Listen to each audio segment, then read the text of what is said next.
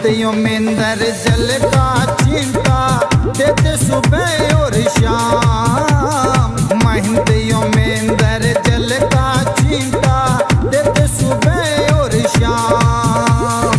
धाम मनो ना श्याम धनी का है सच्चा दरबार, होता पल में बेड़ा पार। चिंता लगे आरती का, होता पल में बेड़ा पार। चिंता लगे आरती का।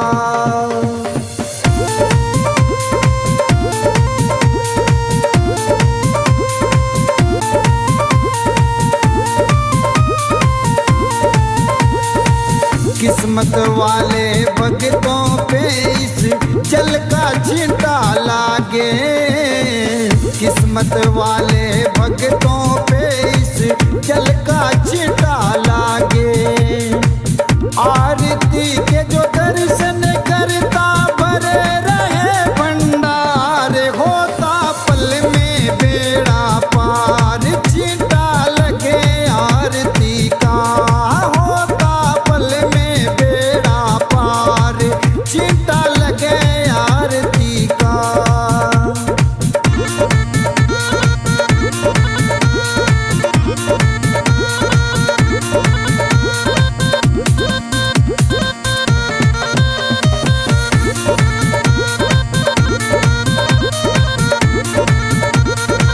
जिस घर में इस पावन जल का हो जाता परिवेश, जिस घर में इस पावन जल का हो जाता परिवेश।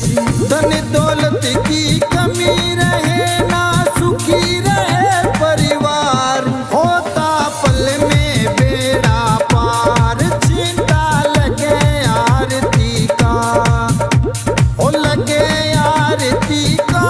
यो चिंता लगे आरती का, होता पल में बेड़ा पार। चिंता लगे आरती का।